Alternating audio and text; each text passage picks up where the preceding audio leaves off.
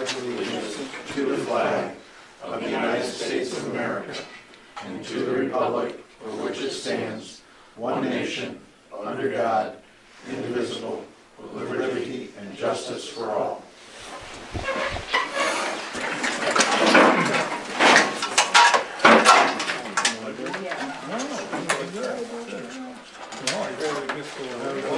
Reading the last month's minutes.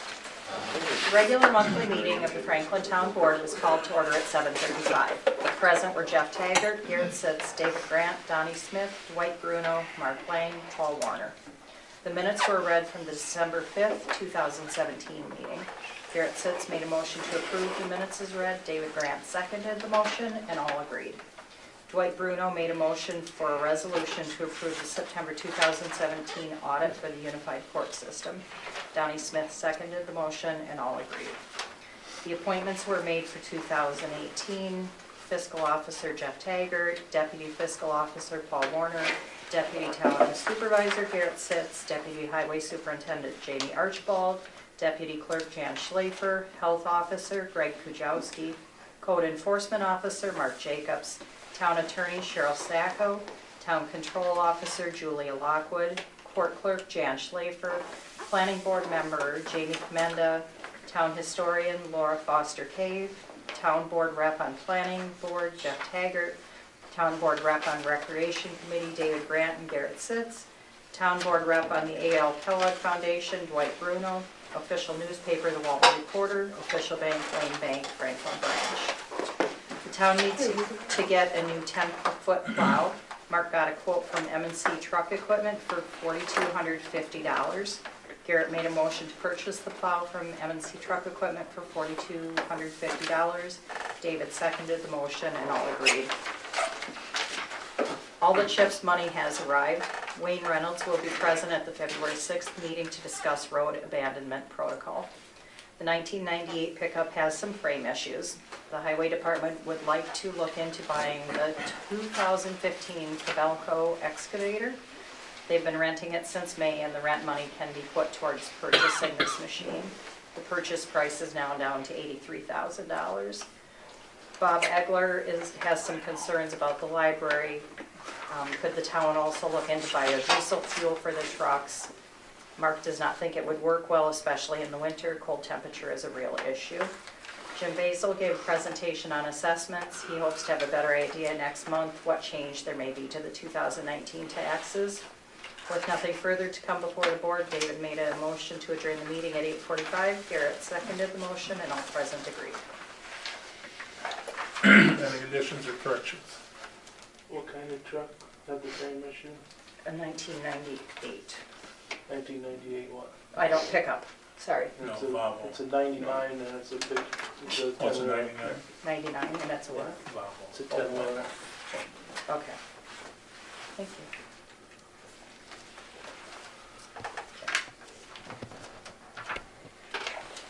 Any other corrections? Thank you, Paul, for catching that. All in favor with the one correction? Aye. Alright. Against? Carried. Okay, is there a report from the Treble, the Kellogg, or the Kellogg Foundation or anything? We had a kind of a truncated meeting a couple weeks ago. That was based on concern that we have on with the major count, what's going on, you know, with the markets and stuff. It was kind of timely considering the last few days. But there's close to $1 million in that account, and so the concern is that if they're in, you know, risky funds, you know, you could end up with a significant drop. So we agreed, or it basically came to consensus that it'd be a good idea to move some of that money into CDs and keep a close eye on it, and if the market reacted negatively, you know, further go down that line to protect the principal. So that was the major meeting discussion. It wasn't a regular meeting; it was just on the account. Okay. Any questions for Dwight from anybody? Okay. Well, now we'll go on to Mr. Reynolds, DPW Commissioner from Delhi, on ways and means of road abandonment. Okay, I understand the board would like to consider a qualified abandonment on a portion of Demond Road and BB Hill Road, or BB Road. So I'd just like to go over the process quickly, to the extent that I can do anything quickly. So what starts is a resolution by the town board that requests the county highway superintendent to start the process. That resolution has to identify the road that will be considered. We've gone through this a number of times, and whenever there's an attorney involved, we learn something new. So we would like to help you write the resolution for that, and the resolution has to be very clear about the name of the road and the length of the road that will be under consideration for qualified abandonment. We have to make sure that the name of the road exactly matches the local highway inventory, because if it doesn't and somebody wants to challenge you, they're going to take us to the wall. If it is not clearly defined with a begin and end and a length, again, it will be challenged. So we will help you put that resolution together for your consideration, and I will get that through to Mark. We want to clearly understand from Mark which section of the road he believes falls under the eligibility, and we'll describe it as such. Then you would send that resolution to the county, and that starts us evaluating the number of properties along that. We have to identify every property along the road. We have to make sure that the state of New York does not own any property along the road. If it does, it's a different section of the law. Instead of section 205, it's 205B that actually governs, and I can just touch base quickly on the difference. So once you have sent that resolution to us, we'll work with Mark closely. The actual eligibility is that it's not wholly disused, that it has not for the 2 years previous thereto, and I'm an engineer, not an attorney, so don't question this wording, this is right out of the law. Then usually travel along a greater part thereof by more than 2 vehicles daily, in addition to pedestrians and persons on horseback. So it's not, on some of these town roads that are very lightly used, it's not really hard to prove that there's less than 2 vehicles daily. And the people on horseback, that there's just not that many people, I don't think, but we'll evaluate it from that perspective. One of the tricky things we've run across with other towns is we have to get ready for a challenge as to whether the road is a 3-rod road or less than 3 rods. And the law is pretty clear that for roads that are actually less than 2 rods, which is 33 feet, that we have to evaluate it based on pedestrians, not solely on vehicles. So if it's less than 33 feet wide, the question comes up, is it because it was taken over as a road less than 2 rods in width, or it's maintained? So to cover both of our bases, we want to take measurements as to what was actually maintained, and I can almost guarantee that that is less than 33 feet. So that triggers, we have to prove that from June to September for the previous 2 years, it has not been traveled along the greater part thereof by more than 10 pedestrians daily. And the way we've done that is put out a couple of game cameras for that period of time, or within that period, to actually document that there are no people walking on that section of road during that period. When it actually comes to statutory widths for town roads from 1813 to 1826, which basically dealt with turnpikes and plank roads. No town should have taken over a road less than 4 rods in width.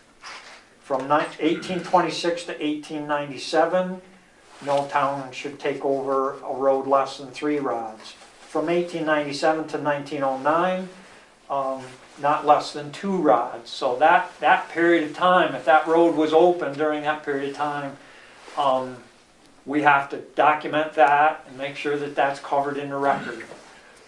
And then from 1909 to the present, we go back to the 3 rods, which we all know 3 rods isn't really 3 rods.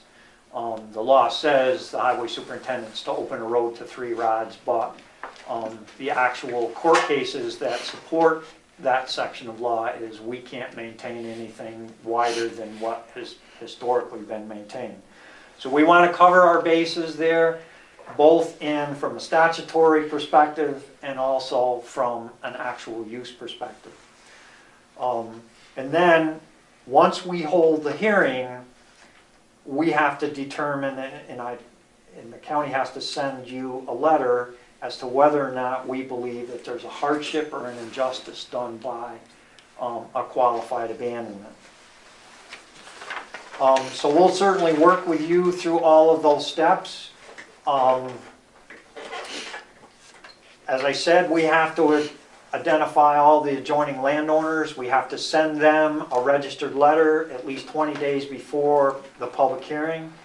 The public hearing has to be advertised in your legal papers as well as the county's legal papers. We have to accept written comments as well as oral comments at the public hearing. And we found that what works best for us is at the public hearing to hold an informational meeting prior to the actual hearing to explain to the people how the process works and to make sure that they understand that there's really 2 key factors that need to come out of the public hearing. Is 1, an injustice, or 2, a challenge of our determination that the road is traveled by less than 2 vehicles per day. So after the public hearing, we have a stenographer at the public hearing, and based upon that testimony, we'll have to make a recommendation to you. Now, just some facts about a qualified abandonment. It's different than a total abandonment, which is when you do a total abandonment, that property reverts to the property owners that are directly adjacent to it, and it is no longer a public thoroughfare. On a qualified abandonment, it is no longer maintained at public expense. So from a town perspective, you're done with that road. However, it does remain a public easement for highway purposes. So it can still be traveled. It can be traveled by vehicles, it can be traveled by 4-wheelers, it can be traveled by snowmobiles. It is still a public thoroughfare. No person shall impair the use of that highway or obstruct it. No one's responsible for maintaining it, which is one of the biggest questions that the public raises. Well, if the town's no longer responsible, are we responsible? No one is responsible. Now again, I'm not an attorney, I'm an engineer, but we have all the qualified abandonments that we have gone through, there's never been a challenge subsequent to that about liability. That's not to say that one won't happen in the future, but the law is clear that no one is responsible for its repair. It can be repaired by anyone, but only to the width that it has historically been maintained. And basically the same restrictions that you have maintaining it. If you're going to make it wider, you have to actually purchase the right to make it wider. So it can be maintained by anyone that wants to maintain it. If the state property, and this is the difference between 205 and 205B, if there's no state property on it, if a person wants to pasture that land and he owns on both sides, he or she, they're able to put up a fence and a gate across the road. The gate cannot be locked It has to be a minimum of 10 feet in width. And that anyone that goes through it is required to close it and latch it. So that the adjoining landowners can actually pasture that property. If there is state land there, a gate cannot be erected. There can be no gate across it. Typical questions at a public hearing. Are you going to reduce my assessment now that I'm no longer on a town road? Who is responsible for the maintenance? Who's responsible for the liability? What happens when an emergency vehicle has to access the road, which is really nothing. You know, it's a public thoroughfare, so anyone can travel it. What happens if someone closes it off? Excuse me.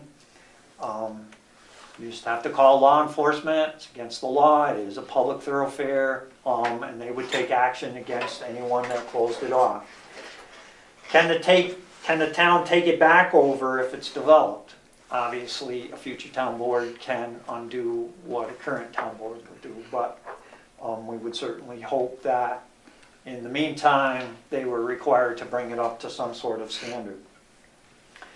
Can it be used as access for proposed subdivision, and can someone build a house on it? Both of those things are really predicated by local land use regulations, and it's different for each town. We have gone into hearings before and explained everything, and the people along the road have said, well, we really don't like the fact that it's going to continue to be a public thoroughfare. If you're going to abandon it, we want you to do a total abandonment. And that is possible. That's under a different section of law. That's section 171. And under section 171, they all have to send a letter to the highway superintendent requesting that that section of the road be abandoned. Once they've sent that letter, then the superintendent has to get a letter from them which releases the town of all damages as a result of not having access to a town road anymore. And when they give you that letter, then it goes to the town board. It passes a resolution consenting to the abandonment, total abandonment. And once the town board approves, then the highway superintendent writes an order and it's filed with the town clerk. Now the key distinction there is a total abandonment is a total abandonment. So if the town board believes it's in the town taxpayers' best interest to have a public access through there, even though it's not maintained by the county or the town taxpayer, then you want to hold fast to the qualified abandonment. If you don't care, don't see the value to the town people by having a total abandonment, it is total abandoned, and then they do have the right to put a fence across and prevent anybody from access. It is private property at that point. Well, that's if they own both sides of the road.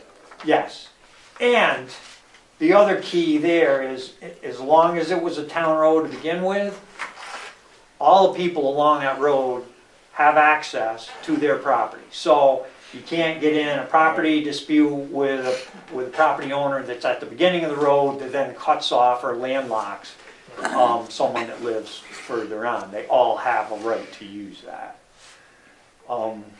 The public hearing can be held either in conjunction with a town board meeting or independent.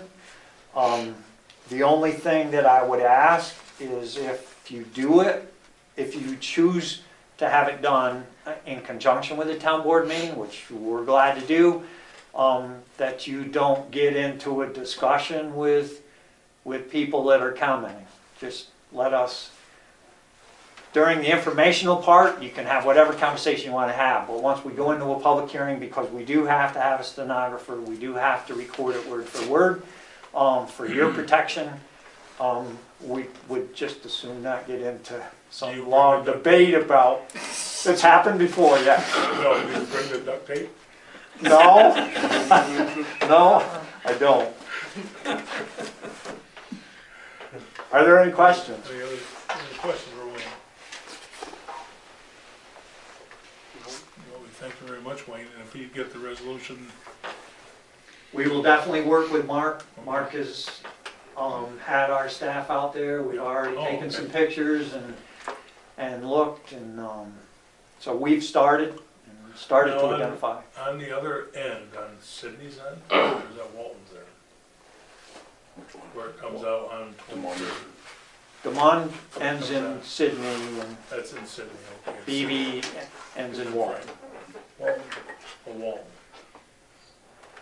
Okay, because you're talking about from the Pines, you know, from, I can't think of the lady's name that owns a parcel up there at the end. Leslie. From there back towards the intersection. Bowers Road. You're not talking abandoned that, just from the, where the pines start around to the other side. Yes. Both ways. Right, both ways, right, that's right. Yep. So Demond Road, is that the main spur is Demond and BB cuts off? BB goes straight through Or BB goes straight through and Demond goes out To onto the right. 23? to the town of Sydney, No, across from Appaloosa Road. right, right. And we will make that definition very clear that it goes to the town line. I'm sure if someone wants to make a real issue out of it, they're gonna ask us exactly where the town line is, and that may be difficult. Interesting. Yeah. Yeah. Okay, any other question for Wayne or Mark? Well, we thank you very much, Wayne. Anytime. Thank you. Thank you. My pleasure. Okay, See you soon. have a good day tomorrow. Thank you. You too. Plow 21 It'll off. be a busy one anyway. Okay, pardon? Plow 21 off. Oh, okay. Mainly, what time do you leave? Well, I don't know once I get there, I'll be stuck to mine tomorrow night, so. Oh, at least, so. okay. It's supposed to be done by 7 in the morning. That's right. When's it gonna start? Depends on which one. Tonight they moved it toward 5 o'clock in the morning instead of 7 o'clock. We'll see, It's supposed to be done by 7. supposedly. We'll let you know Thursday. By 7 Yeah.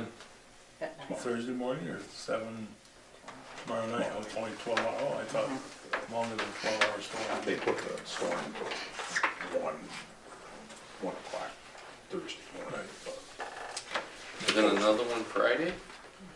Light snow now. Oh, is it? Most Depends of on it's which like- phone you got. That's right. Then rain Sunday? Is that what they're talking? Probably. It'll just settle down what we have. Just make a big mess again. Yep. Soften everything up. Okay, well, Mark, do you have anything? I don't have a lot. I got a letter from Chips about the carryover for that paved New York. We'll have about 58,000 in that fund. Chips is all taken care of, paperwork, everything. I come back and said it was fine. Of course, we got the check, so. Other than that, we just putting a few extra hours in last couple of weeks. Ended up working Sunday. Okay. Tomorrow we'll start at normal time, just 5 o'clock, and see Yep. how it goes. A couple minor issues with equipment. I put a radiator in the halls. What was that, last week? Yeah. Yeah. No, just other minor stuff. But it wasn't. Yep. Hopefully we get it before the usually done that last year. Okay. So we'll go now. We did get the financial report from the Franklin Free Library. I don't know if it's public information or if anybody wants to see it, I guess they're welcome to. Looks like they're gonna have a deficit this year. For 18 anyway, on their budget. got a couple letters from the New York State Department of Health, which relates to Trumbull water supply. They gotta tighten up the ship up there or something. Because Oneonta doesn't like them for some reason. So I'll have to get a hold of Eric. What are their issues? Reporting is the biggest thing. The one letter isn't really bad. They had this was New York State Department of Health, Oneonta District Office, analyzed the radiological water sample. And they probably won't be able to, we're supposed to be, the next one's due in 2026. And they probably, the New York State Department of Health will probably not be able to do it at that time. But I guess that's a ways off. a little ways off, yeah. I'm not sure what the numbers are, or somebody wants, if they can figure out the report on it, more power to you. And the other is, they haven't done some testing from last year yet. So, the lead and copper monitoring plan has not been submitted. This plan was due June 30th of 17. And results have not been received on the sampling due during 17. And if they weren't received by February 28th of 18, then a formal violation notice will be issued. Set of 10 lead and copper samplings collected between 7/1/17 and 12/31/17. They've got to get that done, otherwise they will be in violation. So I'll get a hold of Eric tomorrow. And I'm sure he's going to tell me it's been done, but that's the report we're getting from the Department of Health. They took samples from me, I think. Oh, okay. I think they did. Yeah. I think last month there was a bill for some extra sampling, not just the bacteria stuff, it was Okay. the other, I can't remember what they were, Right. Okay. but there has been Some the bills lead for and some- copper, I think there was a bill for that. Okay. Okay. Well, they've changed testing companies or something, and they've been having issues with it. I just wanted to know if it's like when I go to the doctor, I have to pee in a cup or... I don't know how your lead would be. He said, we gotta do a sample. Right. Well, they're supposed to do samples, and you're not supposed to run your water for X number of hours Right. before. And, Right.